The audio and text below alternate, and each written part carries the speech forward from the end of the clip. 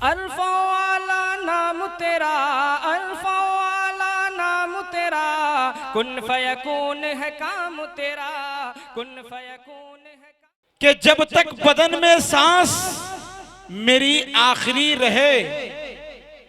धीरे धीरे आ जाए, थोड़ा सा आगे देखिए, जगह जो खाली उसको पुर कर ले। देखिए भाई हमारे पीछे खड़े हैं वो लोग, थोड़ा सा भाई आप लोगों से गुजारिश है कि अंदर आके बैठ जाएं, इसलिए कि आपके बीच एक से एक अभी मुकालमा भी पेश करना है सास बहू पे। इंशाल्लाह आपको बहुत मजा आने वाला है, इसलिए गुजारिश है कि जो चंद जगह जो खाली है इसको पुर कर ले। आप लोग आ जाए, यहां पर आकर बैठ जाए माशाल्लाह। कि जब तक बदन में सांस मेरी आखिरी रहे, तब तक रवा जबान पे जिक्रे नबी रहे, और नियामत दयारे पाक को एक बार देख लूं, आंखों में फिर भले ना मेरी रोशनी रहे। अरे नियामत दयारे पाक को एक बार देख लूं, आंखों में फिर भले ना मेरी रोशनी रहे। दोस्तों कितने हजरात तकरीर सुनेंगे? वो बीच में वो वाले बीच वाले कहा नहीं बोल रहे हैं आप लोग, इस तरह से खामोश, ऐसा लग रहा है बज़्मे नबी पाक जो भी सजा रहे हैं, जन्नत में घर वो अपना बेशक बना रहे हैं, और जलसा में आके चुपचाप बैठे हैं उधर, ऐसा है कि बकरी चरा रहे हैं। ऐसा मामला तो नहीं आप लोगों के साथ? एक बार पूरा मजमा दोनों हाथों को पहले उठा लीजिए, बहुत बेवकूफ बनाते हैं आप लोग। अब दोनों हाथों को फिजा में लहरा के कह दीजिए सुभान अल्लाह। माशाअल्लाह, हमारे एक चचा खैनी लगा रहे, वो हाथ उठाएंगे ही नहीं कि दिल में अजीब सी बेचैनी है, इसीलिए हाथ में खैनी है। दिल लगाकर बैठे कहीं और है, खिलाओ रसगुल्ला तो कहेंगे चीनी है। दोस्तों आइए, वक्फे वक्फे में इंशाल्लाह मैं इसी तरह आपको रिलैक्स करता रहूंगा। अब आइए मैं बिला किसी तमहीद व ताखीर के उस्ताजुल असातिज़ा हजरत मौलाना मुफ्ती मोहम्मद शकील अहमद साहब कासमी, उस्ताजुल हदीस दारुल उलूम इस्लामिया फुलवारी शरीफ पटना से मैं निहायत अदब एहतराम से गुजारिश कर रहा हूँ कि हजरत माइक पर आएँ और अपनी ईमानी, इरफानी, हक्कानी, नूरानी बयानात से हम तमाम सामाईन को मुस्तफीज़ फरमाएं। बिस्मिल्लाहिर्रहमानिर्रहीम। अल्हम्दुलिल्लाहि रब्बिल आलमीन वस्सलातु वस्सलामु अला सय्यिदिल मुरसलीन व अला आलिहि व अस्हाबिहि अजमईन, अम्मा बाद। अऊज़ु बिल्लाहि मिनश शैतानिर रजीम, बिस्मिल्लाहिर रहमानिर रहीम।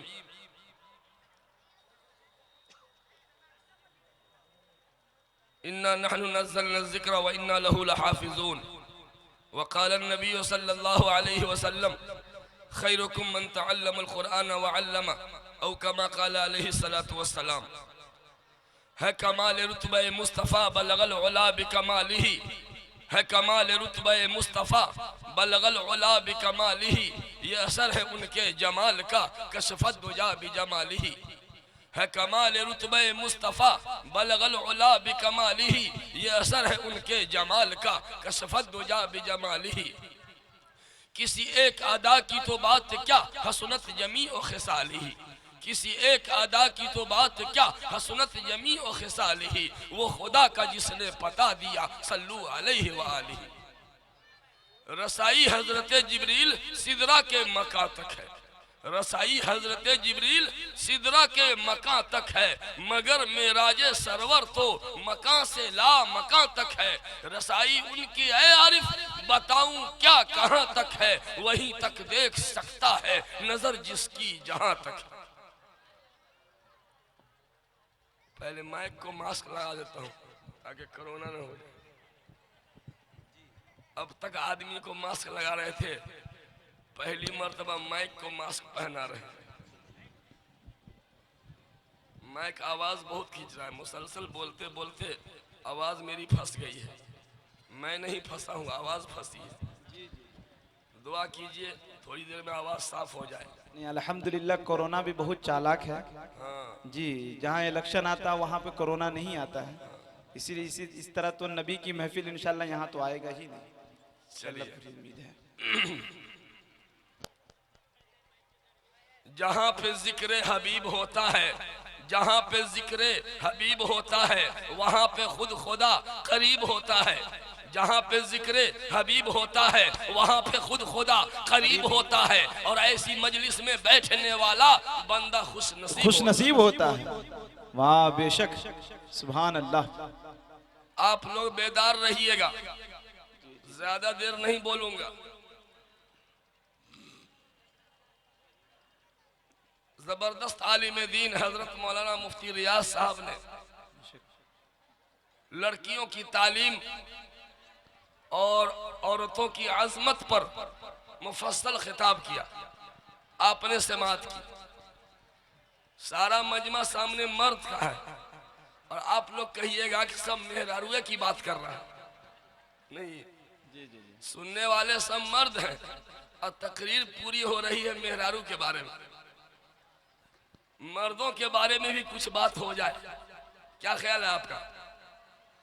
एक तकरीर, और हमारी आबादी का आधा हिस्सा औरत है, औरत के बारे में बयान हो गया, अब मर्दों के बारे में भी, क्योंकि जिंदगी की गाड़ी का दो पहिया है, एक औरत है एक मर्द है, दोनों चक्का टू टंच रहेगा, दोनों चक्का ठीक रहेगा तब गाड़ी सही चलेगी, वरना एक चक्का में बेहतरीन हवा भर दिया और एक चक्का पंचर है तो काम नहीं चलने वाला है। इसलिए उल्फत का जब मजा है कि वो भी हो बेकरार, उल्फत का जब मजा है कि वो भी हो बेकरार, दोनों तरफ हो आग बराबर लगी हुई। इसलिए वाह, सवाल ये पैदा होता है, औरतों की तालीम और तरबियत, लड़कियों की तालीम और तरबियत पर हजरत का खिताब बहुत जबरदस्त खिताब हुआ। सवाल ये पैदा होता है, इन औरतों की तरबियत करे कौन? इन लड़कियों की तरबियत कौन करे? बाप तरबियत याफ्ता नहीं है, माँ तरबियत याफ्ता नहीं है, बाप बिगड़ा हुआ, माँ बिगड़ी हुई माँ की औलाद भी बिगड़ी हुई, बिगड़े हुए बाप का बेटा भी बिगड़ा हुआ होगा। इसलिए मैं तकरीर करूंगा माँ बाप के सुधारने वाली, माँ बाप के सुधारने की बात कर रहा हूं मैं, क्योंकि माँ बाप सुधरे हुए होंगे तो इंशाअल्लाह औलाद भी सुधरेगी। लेकिन चूंकि जलसा है मदरसे का, मदरसे में तालीम काहे की होती है? कुरान की। इसलिए मैंने आयत करीमा पढ़ी है कुरान से मुताल्लिक, उसी ज़िम्न में इस्लाही बातें भी आती रहेंगी इंशाअल्लाह। आज के दौर में एक प्रोपेगेंडा बहुत तेजी से वायरल हो रहा है,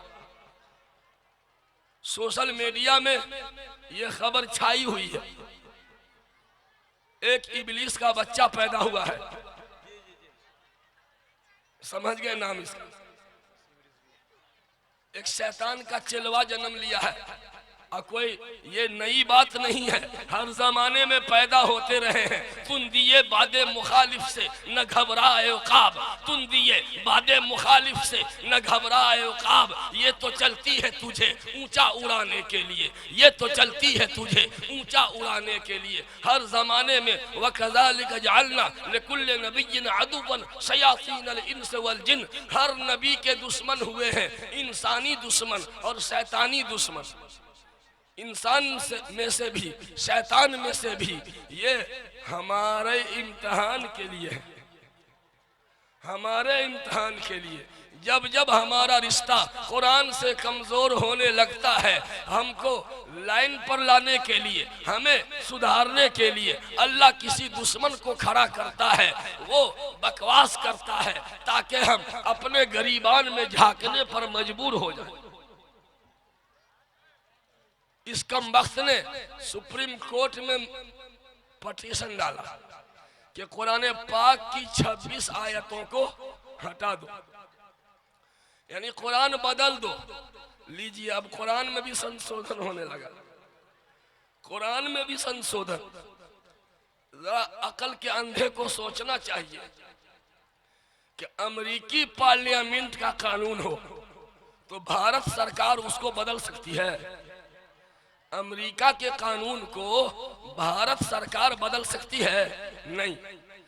और भारत के आईन को सऊदी हुकूमत बदल सकती है? नहीं। कौन बदलेगा? कौन बदलेगा? जो कानून बनाएगा वही बदलेगा। जो कानून बनाता है उसी को संशोधन का हक है। अमेरिका की सरकार और भारत की सरकार, ये दोनों सरकार जमीन की सरकार है। सऊदी की हुकूमत भी जमीनी हुकूमत है। जब एक जमीन की एक सरकार जमीन के दूसरे सरकार के कानून को नहीं बदल सकती, तो कुरानी कानून तो ये आसमानी सरकार ने नाजिल किया है। आसमानी सरकार ने नाजिल किया है। कानून बनाया किसी और ने, अब बदल रहा है कोई और। कानून बनाया किसी और ने, अब बदल रहा है कोई और। ये मुमकिन है? नहीं मुमकिन है। मेरे दोस्तों, हर जमाने में कुरान पर एतराज हुआ है, ये कोई नई बात नहीं है। हमें और आपको कुरान से रिश्ता जोड़ने के लिए अल्लाह दुश्मनों को खड़ा करता है। लिहाजा ऐसे वक्त में हमें क्या करना है वो मैं बताना चाहता हूं। हम और आप कमर बस्ता हो जाएं कुरान की हिफाजत के लिए। वो कुरान को बर्बाद करने पर तुला है, हम कुरान को आबाद करने में लग जाएंगे। मदरसे में क्या होता है? कुरान की हिफाजत की जाती है। ये मदरसा है, तेरा मैं कदा नहीं साकी। ये मदरसा है, तेरा मैं कदा नहीं साकी। यहाँ की खाक से इंसान बनाए जाते हैं। इंसान बनाने की फैक्ट्री है ये। ईंट का चिमनी देखे, ईंट का भट्ठा, ईंटा बनता है ना। इंसान बनाने की चिमनी नहीं देखा? ये मदरसा है ना, ये इंसान बनाने की चिमनी है। तो मेरे दोस्तों, कुरान की हिफाजत के लिए हम सबको कमर बस्ता होना है। और हम कहेंगे, ओ दुश्मने खुदा, ओ दुश्मने रसूल, ओ दुश्मने कुरान, अल्लाह तेरा मुंह काला करे। अरे तू कुरान पर पाबंदी की बात करता है, कागज पे लिखे हुए कुरान को तुम मिटा दोगे, कागज पे लिखे हुए कुरान को तुम मिटा दोगे। अजी हमने तो कागज ही नहीं बल्कि छोटे छोटे कलेजे में, दिलों में कुरान लिखना शुरू कर दिया। हमने तो दिलों में छोटे छोटे बच्चे, उम्र के कच्चे, ईमान के सच्चे, बात के पक्के, इन छोटे छोटे बच्चों के कलेजे में, सीने में, दिलों में हमने कुरान लिखना शुरू कर दिया है। आओ आओ, अगर तेरी माँ ने दूध पिलाया है, अगर तू माँ का दूध पिया है, आओ इन छोटे छोटे दिलों से कुरान को मिटा के दिखला दो मिटा करके। क़यामत आ जाएगी, लेकिन तुम ये नहीं कर सकते हो। लिहाजा हमें और आपको कुरान की हिफाजत के लिए, मुसलमानों उठो, अब ख्वाब से बेदार हो जाओ। मुसलमानों उठो, अब ख्वाब से बेदार हो जाओ। तुम्हारी आजमाइश है, जरा होशियार हो जाओ। लिहाजा कुरान की हिफाजत के लिए हमें करना क्या है? चंद काम करना पड़ेगा भाई। आवाज आ रही है? मेरी आवाज फंसी हुई है। पूरी ताकत लगा रहा हूं ताकि कुछ आवाज आपके कान के रास्ते से दिल तक पहुंच जाए। कान और दिल का फासला बस एक बालिश्त का है। कुरान की हिफाजत के लिए हमें करना क्या पड़ेगा? हर चीज की हिफाजत का तरीका अलग अलग है। हर चीज की हिफाजत का तरीका अलग अलग है। अगर जानवर की हिफाजत करना है, भैंस और बैल की हिफाजत करना है, तो क्या करना होगा? रस्सी में बांध दीजिए, रस्सी में बांध दीजिए, भैंस की हिफाजत हो गई बस। और रुपया, पैसा और जेवर की हिफाजत करना है तो अंदर लॉकर में रखिए। नहीं, क्या भैंस को भी लॉकर में बंद करेंगे? पेटी में बंद करेंगे भैंस को? नहीं, भैंस के लिए बस रस्सी से बांध दीजिए। रुपया, पैसा और जेवर को अंदर लॉकर में, इसकी हिफाजत का तरीका अलग है। जमीन की हिफाजत का क्या तरीका है? इसको भी पेटी में बंद कर दीजिएगा, जमीन को नहीं। तो जमीन की हिफाजत का तरीका यह है कि इसकी रजिस्ट्री करवा लीजिए, केबाला बनवा लीजिए। और आप कहेंगे कि केबाला होने के बावजूद जमीन बेईमानी होती है, चोर के सामने ताला और बेईमान के सामने केबाला, तो बाउंड्री कर दीजिए। अब बाउंड्री के बाद एक और मरहला मकान बना दीजिए, और चौथा मरहला उस मकान में रहना शुरू कर दीजिए, इस्तेमाल में ले आइए, वो जमीन महफूज हो जाएगी। मेरे दोस्तों, जो चीज इस्तेमाल में होती है वो जाये नहीं होती है। जो चीज इस्तेमाल में होती है वो जाये नहीं होती है। ये मौलाना साहब, शायद साहब पैजामा पहने हुए हैं, ये पैजामा इस्तेमाल में है, ये पैजामा कभी चोरी होगा? ये पहना हुआ पैजामा कभी चोरी हो सकता है? कितना बड़ा क्रिमिनल चोर होगा, कितना बड़ा खतरनाक चोट्टा होगा, वो पहना हुआ पैजामा कोई चुरा नहीं सकता। नहीं, नहीं। क्यों? क्यों? इस्तेमाल में है। ये गंजी हमने अंदर पहन रखी, ये गंजी कभी चोरी होगी? नहीं।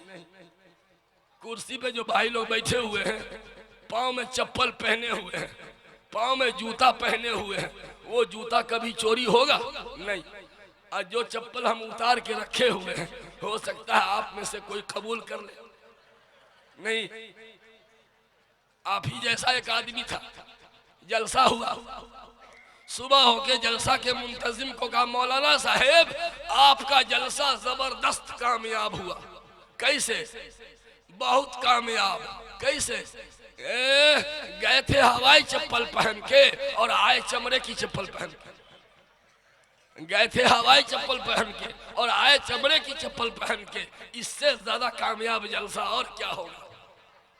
तो मेरे भाइयों, जो चीज इस्तेमाल में होती है वो जाये नहीं होती है, जो इस्तेमाल में नहीं होती है वो जाये हो जाती है।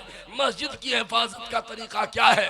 मस्जिद में, जिस मस्जिद में 5 वक्त नमाज होगी बाजमात, वो मस्जिद कभी दुश्मनों के कब्जे में नहीं जा सकती।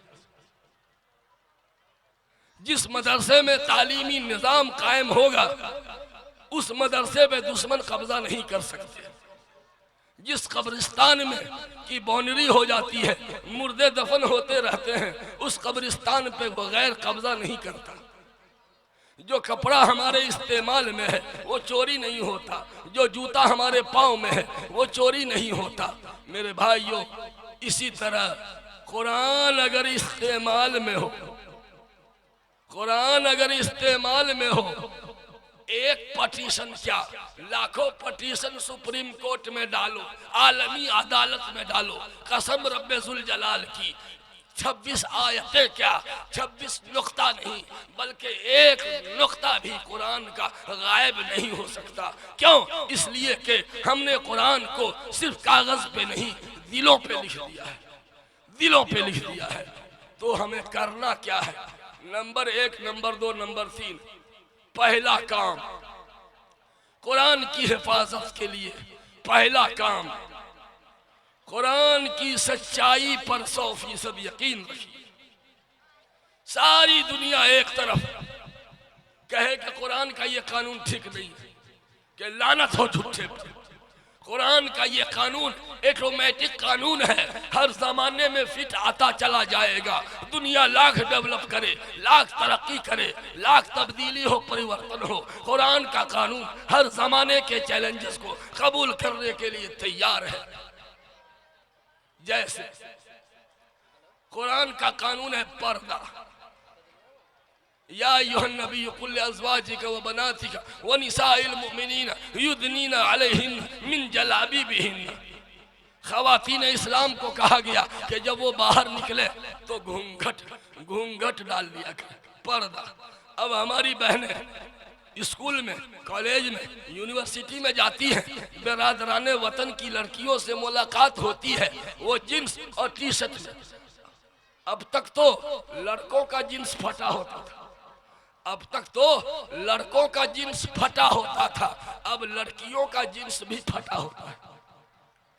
एक नौजवान लड़के का जींस मैंने देखा, ऑटो पे बैठा हुआ था, 18 जगह से फटा हुआ था,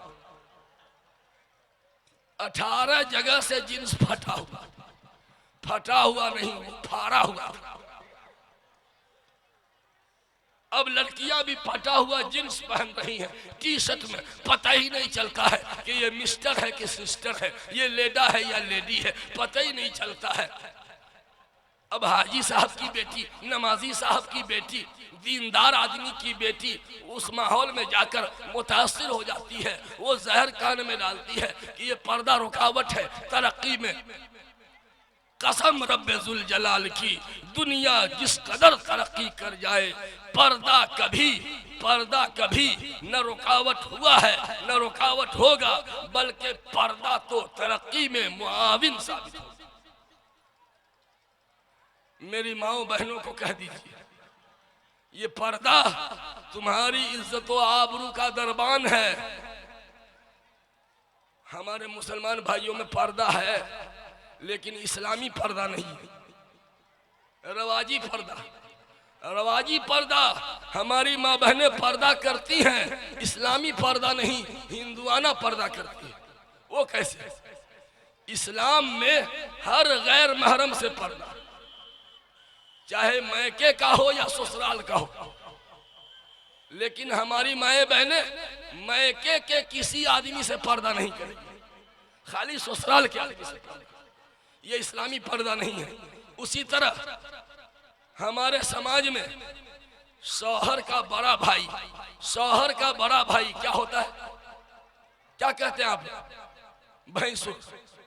शौहर का बड़ा भाई उसको क्या कहते हैं? भैंसुर। और शौहर का छोटा भाई क्या कहते हैं? बोलिए ना, देवर। शौहर का छोटा भाई देवर और शौहर का बड़ा भाई भैंसुर। भैंसुर से हंसी मजाक चलता है और देवर से खूब गुदगुदी लगाती है। देवर से हंसी मजाक। अब भैंसुर, मेरे दोस्तों, ये बिरादराने वतन का पर्दा है, ये बिरादराने वतन का पर्दा है, ये इस्लामी पर्दा नहीं, ये कुरानी पर्दा नहीं है। कुरान ने इस पर्दे का हुक्म नहीं दिया। शौहर का छोटा भाई देवर भी गैर महरम है, भैंसुर भी गैर महरम है। जिस तरह भैंसुर से हमारी माँ बहनें हंसी मजाक नहीं करती, तो देवर से भी हंसी मजाक करना हराम है। मेरी माँ बहनों को समझा दीजिए। अच्छा, एक बात और, बीवी की बड़ी बहन क्या होती है? क्या कहते हैं उसको? डेढ़ सास। बीवी की बड़ी बहन क्या होती है? डेढ़ सास। और बीवी की छोटी बहन साली। तो बीवी की बड़ी बहन डेढ़ सास से हंसी मजाक करते हैं नहीं, और छोटी बहन वो तो दूसरे नंबर की बीवी है। दूध में छाली नहीं तो दूध खाना बेकार, और ससुराल में साली नहीं तो। देखिए, बच्चे को याद है, इन बुढ़ों ने माहौल को इतना गंदा कर दिया है, इन बुढ़ों ने माहौल को इतना गंदा कर दिया कि बुढ़ा हो गया तब भी साली से मजाक करता है। मुंह में दांत नहीं, पेट में आंत नहीं, कमर झुक के मिसले कमानी हुई, कोई नाना हुआ कोई नानी हुई। इन माहौल इतना गंदा कि बच्चे को याद है। मेरे भाइयों, इस्लाम में इसकी कोई जगह नहीं। जिस तरह डेढ़ सास गैर महरम, ऐसे ही साली भी गैर महरम। दोनों से हंसी मजाक करना हराम सख्त हराम। आइए इमारत शरिया, 1 घंटा बैठ जाइए। इमारत शरिया के दारुल इफ्ता में 1 घंटा बैठिए। इतना गंदा फतवा आता है, इतना गंदा कांड, रोंगटे खड़े हो जाए। इतना गंदा समाज हो गया। ये क्यों? इस्लामी पर्दा नहीं, गैर इस्लामी पर्दा है। भैंसुर से मजाक नहीं, देवर से मजाक, डेढ़ सास से मजाक नहीं, साली से मजाक नहीं, दोनों गैर महरम है। दोनों से हंसी मजाक करना हराम सख्त हराम।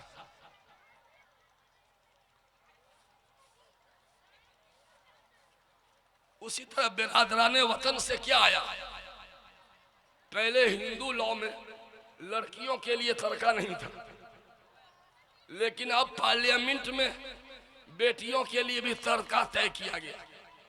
लेकिन जो हिंदू लॉ है भारत सरकार, भारत के आईन का, पहले तो बिल्कुल तर्का था ही नहीं बेटियों का, लेकिन अब पार्लियामेंट ने तर्का दिया।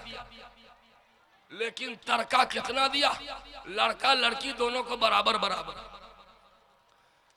हम लोगों ने भी बहनों को तर्का नहीं दिया, बेटियों को तर्का नहीं दिया, और हमारी बेटी भी तर्का लेने में शर्माती है, हमारी बहन भी तर्का लेने में शर्माती है। अगर वो तर्का ले लेगी तो भाई की नज़र से गिर जाएगी, मैके वालों की नज़र से गिर जाएगी, वो नहीं लेती है। आप उसको मजबूर कीजिए, ये तुम्हारा हक है, मैं नहीं देता, अल्लाह ने तुम्हारा हिस्सा लगाया है, ये लो तुम। पैसा किसको नहीं चाहिए? पैसा किसको नहीं चाहिए? अंबानी को भी पैसा चाहिए, नहीं चाहिए? इतना पैसे वाला है। लोग झूठ बोलते हैं कि बहन नहीं लेना चाहती, जी नहीं। और ये कमबख्त समाज, ये कमबख्त बेईमान समाज ये सोच रहा है कि 3 कट्ठा जमीन है, एक बेटा एक बेटी है, 3 कट्ठा जमीन है, एक बेटा एक बेटी है और कोई नहीं है, तो तर्का किसको कितना मिलेगा? लड़का को 2 कट्ठा और लड़की को 1 कट्ठा, ठीक है? लड़का को 2 कट्ठा, लड़की को 1 कट्ठा। 3 लाख रुपया छोड़ के मरा, एक बेटा एक बेटी और कोई नहीं, 2 लाख बेटा को, 1 लाख बेटी को। अब ये सोचता है कि उसको 1 लाख दे देंगे तो कम हो जाएगा, 2 लाख बचेगा, है ना? बेवकूफ को समझना चाहिए, अरे तुम अपनी बहन को 1 लाख दे दो, इसकी जो बीवी आएगी, इस भाई की जो बीवी आएगी, वो भी तो मैके से तर्का लेके आएगी, नहीं समझे? अरे इधर 1 लाख बहन को दिया और हमारी बीवी मैके से 1 लाख लेके आ गई, तो जितना दिया उतना तो आ गया ना, नहीं समझे? बल्कि कभी कभी उससे ज्यादा आ जाता है, उससे ज्यादा आ जाता है। मिसाल के तौर पर मेरे पास 3 बेटी 3 बेटा है, 3 बेटी 3 बेटा, तीनों बेटी को 1-1 कट्ठा जमीन मिलेगी और तीनों बेटा को 2-2 कट्ठा, ठीक है? तो टोटल कितना कम हो गया? 3 कट्ठा कम हो गया, तीनों बहन 1-1 कट्ठा लेके चली गई। लेकिन मेरा जो 3 बेटा है, उसकी बीवी भी तो मैके से लेके आएगी ना, तो जितना इधर गया उतना इधर आ जाएगा। बल्कि कभी अगर खुशहाल घराने की मेरी बहू होगी तो ज्यादा लेके आ जाएगी। तो ये अकल का फतूर है, अकल की कमी है। ये कुरान का कानून है कि लड़का को लड़की को भी तर्का देना है, तो पहला हक कुरान का है। कुरान की हिफाजत का पहला तरीका ये है कि कुरान की सच्चाई पर 100% यकीन रखिए। सारी दुनिया मिल के कह दे कि ये कानून ठीक नहीं, तर्के का कानून ठीक नहीं, पर्दे का कानून ठीक नहीं, तलाक का कानून ठीक नहीं, लानतुल्लाहि अलल काज़िबीन है कौले मोहम्मद, कौले खुदा। फरमान न बदला जाएगा, बदलेगा ज़माना लाख मगर कुरान न बदला जाएगा। कुरान का कानून हक था, हक है, हक रहेगा। कुरान के खिलाफ उठने वाली हर आवाज को दबा दिया जाएगा। जिस गले से कुरान के खिलाफ आवाज उठेगी उस गले को दबा दिया जाएगा। तो मेरे भाइयों, पहला हक कुरान की सच्चाई पर 100% यकीन रखिए। नंबर 2, कुरान के अहकाम पर अमल कीजिए। एक है कुरान के कानून को सच्चा समझ रहे हैं लेकिन अमल नहीं कर रहे हैं, तो फिर कुरान की हिफाजत नहीं हो पाएगी। उस पर अमल भी कीजिए। जो कुरान में कानून लिखा हुआ है उसी को फॉलो करना है। जैसे पर्दे का कानून हमारी माँ बहनों के लिए पर्दे का कानून है, इस पर सख्ती से अमल करना है। ये पर्दा हमारी माँ बहनों की इज्जत व आबरू का दरबान है। जब तक हमारी माँ बहन निकाब इस्तेमाल करेगी, कसम खुदा की अल्लाह फरिश्तों का पहरा लगा देगा उसके आबरू की हिफाजत के लिए। मेरी जिंदगी में ऐसे कई तजर्बात हुए कि निकाब वाली की आबरू बच गई और जो बेनिकाब थी उसकी इज्जत लुट गई। ऐसा हुआ, निकाब वाली की आबरू बच गई और जो बेनिकाब थी उसकी इज्जत भी बेनकाब हो गई। खुद मेरे साथ वाकया पेश आया। मैं गया था भभुआ जिला, मैं सीट पे बैठा था बस में, एक निकाब में लड़की जवान यहाँ खड़ी थी, उसको सीट नहीं मिली थी। उसी के साथ एक और लड़की थी बेनकाब, न्यू स्टाइल में थी, वो बगल में खड़ी। और कॉन्ट्रैक्टर पैसा वसूल करने वाला आ रहा है जा रहा है, वो लड़की को धक्का लगता था, वो लड़की इधर झुक जाती थी ऐसे, तो मैं यहाँ बैठा, मैं ऐसे हट जाता था। फिर जब इधर आने लगे फिर धक्का लगे तो ऐसे हटते, मैं भी यूं हट जाता था। बस बस बस अंदर की आवाज उठी, जमीर ने पुकारा। अंदर अलार्म फिट है, अंदर अलार्म फिट है, हर मोमिन के दिल में अलार्म फिट है। अंदर एक मुफ्ती बैठा हुआ है, अंदर एक मुकर्रिर बैठा हुआ है। जब वो जाग जाता है, कसम खुदा की पूरे वजूद को हिला के रख देता है। अंदर से आवाज आती है कि ए शकील, तुझे शर्म नहीं आती? तुम्हारी बहन धक्का खा रही, तुम्हारी बहन धक्का खा रही, और तू आराम से बैठा हुआ है, शर्म नहीं आती तुझको? मैंने उसके निकाब के कोर को पकड़ के ऐसे खींचा, वो पलट के देखे, मैंने कहा बहन जी आओ बैठ जाओ। मैं खड़ा हो गया, उसको बैठा दिया। और वो जो स्टाइल वाली लड़की थी वो पूरे रास्ता धक्का खाती रही, उसके लिए कोई व्यवस्था प्राप्त नहीं है, कोई व्यवस्था नहीं उसके लिए। खाओ धक्का, तुम इसलिए पैदा हुई हो जब तुमको खुद अपनी इज्जत की फिक्र नहीं, निकाब तूने नहीं पहना, तुझको जब अपनी इज्जत की फिक्र नहीं तो दूसरा कौन ख्याल करेगा। और ये निकाब में थी, इसको अपनी इज्जत की फिक्र थी, तो अल्लाह ताला ने शकील का कान पकड़ के उठवा दिया, कुर्सी छोड़वा दिया, खड़ा करवा दिया, उसको बैठा दिया, धक्का खाने से बचा लिया। क्यों क्यों क्यों?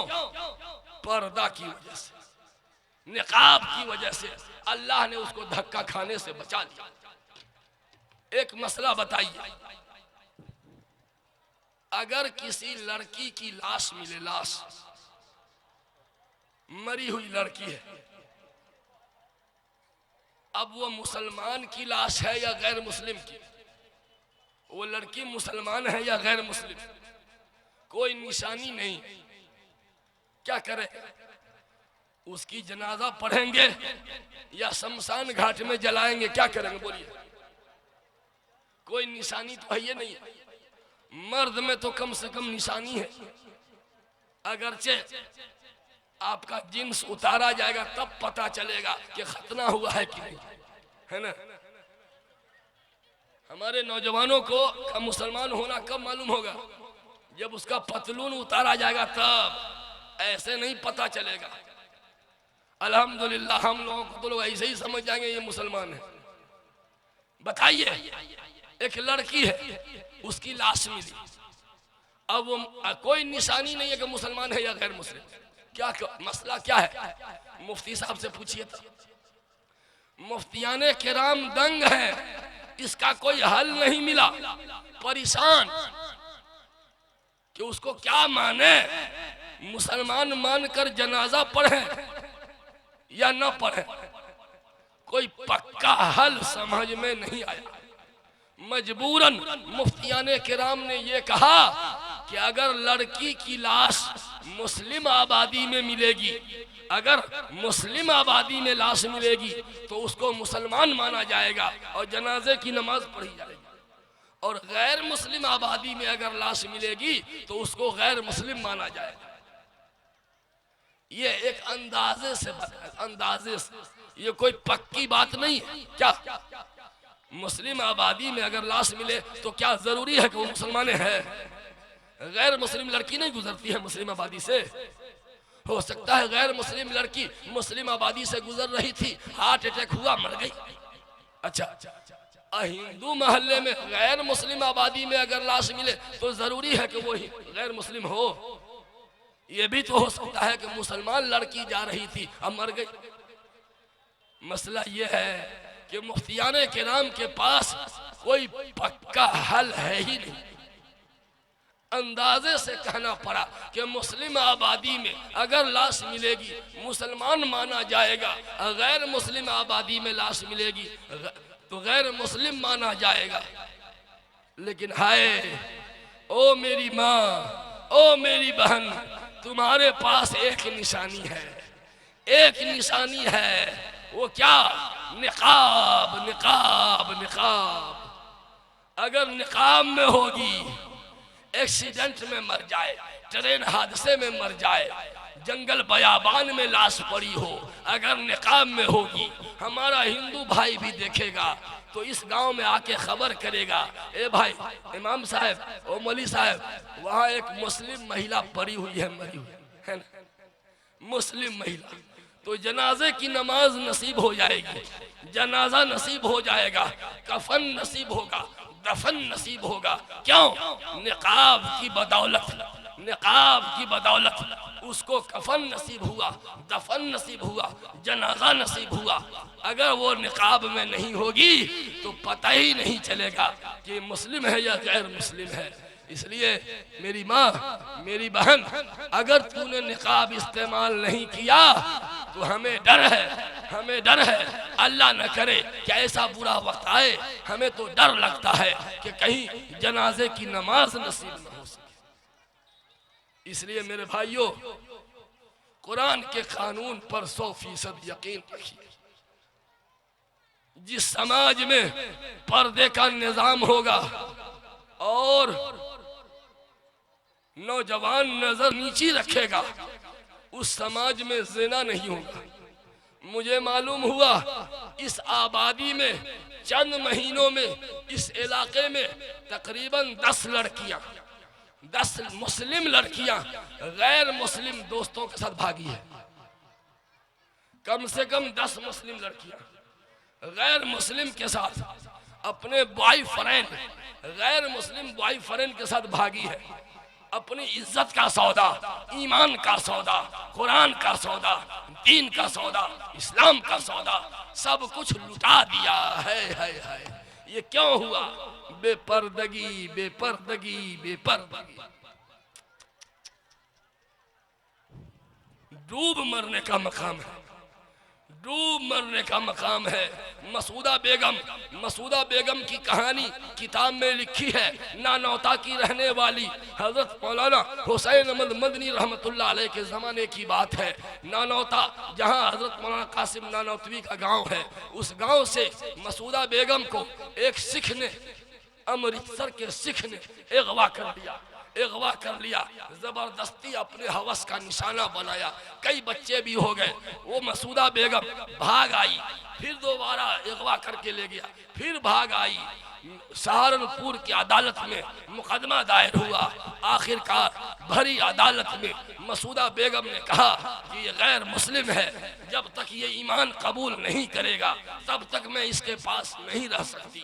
अगर वो चाहता है कि हमको बीवी बना के रखे तो इससे पहले इसको इस्लाम कबूल करना होगा। तो मेरे भाइयों, अपनी बेटियों की इज्जत बचाइए, अपनी बेटियों को पढ़ाइए। पढ़ाना मना नहीं है, मगर खुदा के वास्ते उसकी इज्जत भी बचाइए। हमारे समाज में भाभी देवर में इतना गंदा गंदा ताल्लुक होने लगा है। दारुल इफ्ता इमारत शरिया में एक बूढ़ा आया, सफेद दाढ़ी, नमाज की निशानी, फूट फूट के रोने लगा। हजरत, एक मसला पूछना है। क्या है मसला? हमारा जो दामाद है ना, हमारी छोटकी बचिया, साली बहनोई में गलत ताल्लुक हो गया, तो मसला पूछने आए हैं कि हमारी बड़ी बेटी का निकाह बाकी रहा के टूट गया। ये क्यों हुआ? मैं मौजूद था। मैं कहा, बड़े मियाँ, ई मगरमच्छ का आंसू मत बहाइए। आपका दामाद आपकी बेटी से हंसी मजाक करता था कि नहीं साली बन? कहा, ये तो हर घर में होता है, होबे करता है, होबे करता है। तो फिर जो गंदी हरकत हुई है ये भी होबे करता है। जाओ, शर्म नहीं आती? जब गंदा गंदा मजाक हो रहा था, तूने अपनी बेटी को काबू नहीं किया, तूने अपने दामाद को नहीं टोका। काहे? दुल्हा बाबू नाराज हो जाएंगे, दुल्हा बाबू नाराज हो जाएंगे। आज जब इज्जत लुट गई, आज जब इज्जत बिक गई, आंसू बहाने यहाँ आ गए हो, चमन अपने हाथों से बर्बाद करके, चमन अपने हाथों से बर्बाद करके जो है बागबां अब वो पछता रहे हैं। तो मेरे भाइयों, कुरान पाक के कानून पर 100% यकीन रखिए। नंबर 2, कुरान के अहकाम पर अमल कीजिए। वक्त ज्यादा हो गया, आवाज मेरी और फंसती चली जा रही है, इसलिए मैं बात खत्म करना चाहता हूं। एक पैगाम मैं नौजवानों को देकर रुखसत होता हूं। मैं अरवल से गुजर रहा था 3 बजे भोर में, 3 बजे भोर में गैर मुस्लिम नौजवान जाड़े के महीने में, जनवरी के महीने में 3 बजे भोर में एक्सरसाइज कर रहा था, वर्जिश कर रहा था, जंप कर रहा था, हाई जंप कर रहा था। क्यों? पसीने में डूबा हुआ था, इतनी वर्जिश, दौड़ लगा रहा था, दौड़। क्यों? फौज में बहाली के लिए, फौज में बहाली के लिए गैर मुस्लिम नौजवान अनथक मेहनत कर रहा है 3 बजे भोर से। मुस्लिम आबादी में आज तक मैंने नहीं देखा, इस गांव में होता है। इस गांव का नौजवान सब फजर से पहले उठकर वर्जिश करता है, दौड़ लगाता है।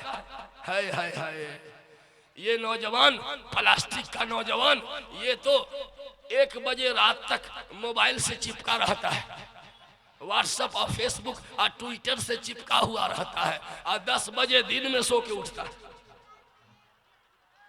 जो नौजवान 10 बजे दिन में सो के उठेगा, फौज में बहाली होगी, फौज में, चपरासी में भी बहाली नहीं होगी, चपरासी में भी बहाली नहीं होगी। ठेला पे केला बेचेगा, वो भी नहीं बिकेगा। होटल में जूठा प्लेट धोएगा, माँ बहन की गाली सुनेगा।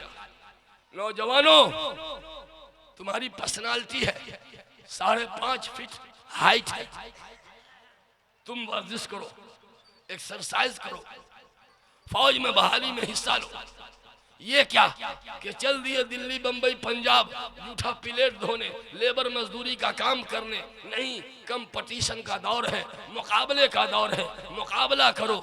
नौजवान जिस चीज को ठान लेता है, अल्लाह की रहमत उसका कदम चूमती है। इसलिए मेरे नौजवान दोस्तों, अपनी निगाह नीचे रखना। हमारे नौजवानों में लड़कियों को ताक झांक करने की बीमारी बहुत आम हो गई। नहीं, गलत बोल रहे हैं क्या? मोबाइल में तैयार है, पहुंचा देंगे, साथ में 2 गवाह लगा दिया दाएं बाएं, जाओ देखते हुए। वो आदमी नौजवान गिलास में लबालब दूध भरा हुआ, बचते बचाते, कटते कटाते, ऐसे ऐसे करते करते, चाय की प्याली हो कैसे ले जाइएगा? चाय अगर भरी हो, धीरे धीरे चलते हैं, धीरे धीरे, ऐसे ही बचते बचाते, कटते कटाते पहुंचा दिया। वाह वाह वाह वाह, जीत गए, जीत गए। आज तो 10,000 रुपया लेंगे। दौड़ा दौड़ा, हजरत लाइए 10,000, ढीला कीजिए, जल्दी लाइए 10,000। हाँ हाँ, दे रहे, पहले गवाहों से पूछने दो। बोलो जी गवाह। जी हजरत, मैं सच्ची गवाही देता हूँ, अल्लाह को हाजिर नाजिर जानकर, सही माने में दूध का एक कतरा भी नहीं टपका है। अच्छा, ये लो 10,000 रुपये ले लिया। अब सुन बेटा, सुन, तुम भरे बाजार से गुजरे जी, एक कतरा भी दूध का नहीं टपका जी। ये बता कि भरे बाजार में कितनी लड़कियों को देखा, कितनी लड़कियों को देखा बाजार में? कसम खुदा की, एक लड़की पर भी नजर नहीं पड़ी। क्यों? सारी लड़कियां मर गई थी क्या? लड़कियां मर गई थी? बाजार में लड़कियां होंगी, फिर क्यों क्यों क्यों नहीं देखा? हजरत, लड़कियां तो बाजार में जरूर रही होंगी, लेकिन क्यों नहीं देखा? इसलिए नहीं देखा कि हमारी पूरी तवज्जो, मेरी पूरी तवज्जो दूध के गिलास पर था। मैंने पूरा ध्यान इस पे रखा था कि एक कतरा भी टपक गया तो 10 जूता टपक जाएगा। मैंने पूरा ध्यान इस गिलास पर रखा था कि छलकने न पाए, चपकने न पाए, गिरने न पाए, इसलिए नजर नहीं पड़ी। कहा मेरे बेटे, मेरे अजीज, सुनो सुनो, तुम जहां चले जाओ, खेत में, खलियान में, दुकान में, मकान में, जलवत में, खलवत में, स्कूल में, कोचिंग सेंटर पे, यूनिवर्सिटी, कॉलेज में, जहां चले जाओ, बस ये ध्यान रखो कि अगर बुरी नजर डालेंगे, हमारे ईमान का प्याला जो दिल है ना, ईमान टपक जाएगा, ईमान छलक जाएगा, ईमान डैमेज हो जाएगा। अगर तुम ये ध्यान रखोगे तो नजर बचाना मुमकिन है, तुम बचाना नहीं चाहते हो। नौजवान दोस्तों, जितना नौजवान है, मैं बूढ़ों को नहीं कह रहा, बूढ़े लोग अगर नमाज पढ़ते हैं कोई कमाल नहीं, बूढ़े लोग नमाज पढ़ते हैं कोई कमाल नहीं। अब क्या कीजिएगा, अब तो बदमाशी करने के लिए कुछ बचा ही नहीं। लेकिन बाज बूढ़ों को भी देखता हूं कि बुढ़ापे में ऐसे से ताश खेलता है। हाँ, बूढ़ा हो गया मगर ताश जारी। मैं नौजवान दोस्तों से, यंग ब्लड को कहना चाहता हूं, आज की इस मजलिस में अहद करो कि इंशाअल्लाह अब मैं 5 वक्त नमाज पढ़ूंगा। बोलो हाथ उठाओ, उठा दीजिए, उठा दीजिए। या अल्लाह, या अल्लाह, इन उठे हुए हाथों की लाज रख ले। बस आप हाथ उठाने में सच्चे हैं? सच्चे हाथ उठाए कि झूठ मूठ का? सच। अगर आप हाथ उठाने में सच्चे हैं कि मेरा परवरदिगार सबसे सच्चा है, सबसे सच्चा है। अगर कल से आपने नमाज नहीं पढ़ी तो मैं समझूंगा कि झूठ मूठ का हाथ उठाए थे, हाथ उठाने में झूठे थे। अल्लाह को गवाह बना के हाथ उठाया है। ये मजमा जिसने हाथ उठाया, अगर ये मजमा नमाजी हो जाता है, मैं समझता हूँ आज का ये जलसा पूरी दुनिया के जलसों में सबसे कामयाब जलसा होगा। और एक आखिरी दरखास्त मैं कर देता हूँ, ये बच्चियों का इदारा है, कहाँ से चलेगा, खर्चा कहाँ से आएगा? आप ही लोग न दीजिएगा जी। मदरसे में देना गोया अपने आप को देना नहीं, मदरसा मजबूत होगा तो आपकी बच्ची पढ़ेगी। गोया अपने आप को दिया, खुद को मजबूत किया। इसलिए मैं आपसे एक दरखास्त करूंगा, क्या? घर में एक डब्बा तावीज है, तावीज दे रहा हूं, घर में एक डब्बा रखिए, रोजाना 2 रुपया, 2 रुपया रोज उस डब्बे में डाल दिया। कितना डालना है? 2 रुपया। तो 5 रुपया भी डाल सकते हैं, ऐसी बात नहीं है।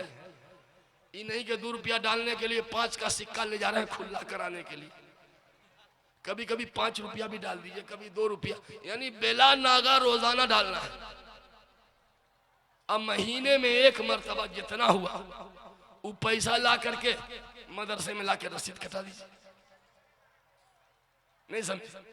अब आप कहिएगा कि हम 2 रुपए के हिसाब से महीने का 60 रुपया, 5 रुपए के हिसाब से महीने का 150 रुपया हम 1 मरतबा दे देंगे। नहीं नहीं नहीं, 1 मरतबा देने की नहीं। ये तावीज ऐसी है, ये दवा ऐसी है, रोजाना खाने वाली दवा है, रोजाना खाने वाली दवा है। रोजाना 1 ही रुपया, 2 ही रुपया, 5 रुपया रोजाना डब्बे में डालिए। ये सदका आफतों, बलियात और मुसीबतों से बचाव के लिए ये सदका, ये डब्बा होगा, रोजाना डालिए उसमें। अब महीने में 1 मरतबा निकाल के मदरसे में लाके दे दीजिए। इससे क्या होगा? कोई दिन खाली नहीं गया, जिंदगी का हर दिन हमने सदका किया। 2 ही रुपया आज हमने सदका किया है। और सदका तो तुतफिउ गज़ब रब, सदका से अल्लाह का गजब, अल्लाह का गुस्सा ठंडा होता है। आफतें टलती है, मुसीबतें टलती है, बीमारियों से हिफाजत होती है। घर में किसी की हालत सीरियस हो जाए, जल्दी से एम्बुलेंस मंगाते हैं। मैं कहता हूँ जरूर मंगाइए, हॉस्पिटल भी ले जाइए। एक आदमी मरीज को हॉस्पिटल लेके दौड़े और एक बेटा को जल्दी से मदरसा भेजिए कि जाओ बेटा ये 100 रुपया मदरसा में दे के आओ, जाओ बेटा ये 100 रुपया फला बेवा यतीम मिस्कीन को दे के आओ। इधर डॉक्टर के पास दौड़िए, इधर बेवा यतीम मिस्कीन के पास मदद के लिए दौड़ाइए। दोनों इलाज, दोनों। सदका से भी बीमारी का इलाज होता है, सदका से भी बीमारी का इलाज होता है। 10 रुपया 20 रुपया, जब भी बीमार पड़िए, मैं आपको कहता हूँ, जब भी कभी आपको बुखार भी लगे 10-20 रुपया सदका कीजिएगा, बोलिए ना, 10-20 रुपया जरूर सदका कीजिए। जब भी कभी तबीयत खराब हो या कोई भी परेशानी हो, आप फिर उसका असर देख लीजिए। भाई मेरी आवाज़ फंसी थी, मैं बहुत थक गया, पूरी ताकत लगाने के बावजूद आवाज़ नहीं निकल पा रही है। मैंने वक्त दे दिया था, इसलिए वादा पूरा करने के लिए मुझे आना पड़ा। बातें पूरी मैं नहीं कह पाया, जो भी बात अल्लाह ने ज़ुबान से कहलवाया, अल्लाह करे कि मुझे भी इन पर अमल की तौफीक मिले और आपको भी तौफीक मिले। अल्लाह ताला इस इदारे को तरक्कियात अता करे, आमीन आमीन। व आखिरु दावाना अल्हम्दुलिल्लाहि रब्बिल आलमीन। माशाअल्लाह।